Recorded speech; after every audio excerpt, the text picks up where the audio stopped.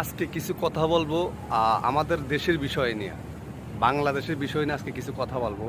আপনি আমার এই ভিডিওটা যদি আপনার সামনে যে আপনি শুনতে হবে, আমি কোনো আপনাকে মারার জন্য বলবো না, বাট আপনাকে বাঁচাইবার জন্য কথাগুলো বলতেছি।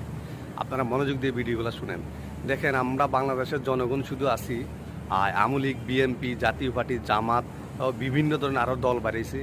এগুলার পাশাপাশি শুধু হিংসা, প্রতিহিংসা, মারামারি, খুন খারাপি, শুধু এগুলো নিয়ে ব্যস্ত থাকি। একটা জিনিস চিন্তা করছেন, ইসরায়েল নামের একটা রাষ্ট্র আছে, সেই রাষ্ট্র সারা পৃথিবীর সাথে হিসাবেও একাই যুদ্ধ করতেছে। যদি না ভুল বসন্তে আপনার দেশে আইসা একটা বোমা মারে, আপনার কোনো কিছু প্রযোজ্য দিয়ে ঠেকাইতে পারবেন? আপনার দেশে কি এরকম কিছু আবিষ্কার আছে যে মিসাইলগুলো আপনি ঠেকাবেন? আর ইসরায়েল তো বহুত দূরের কথা, সামান্য আপনার প্রতিবেশী একটা রাষ্ট্র আছে মায়ের মা, ওখান থেকে যদি একটা মিসাইল মারে আপনার ঠেকাবার মতন কোনো রাস্তা আছে? ইন্ডিয়া কত বড় একটা রাষ্ট্র, ওখান থেকে যদি কোনো একটা মিসাইল মারে আপনার ঠেকাবার মতন কোনো রাস্তা আছে?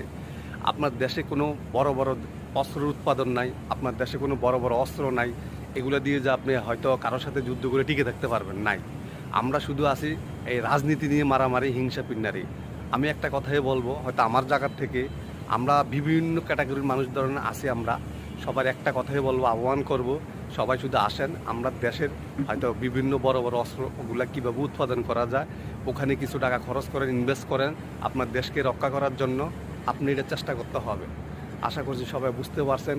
ভাইরে, আজকে যদি আপনার দেশে একটা দুর্ঘটনা আসে, প্রতিবেশী মানুষ শুধু এতটুকু বলবো আমরা পিছিয়ে আছি, কিন্তু বাস্তবে কে আছে না আছে ফিলিস্তিন দিয়ে দেখতে পাচ্তেছেন, ফিলিস্তিনের পক্ষে কারা আছে?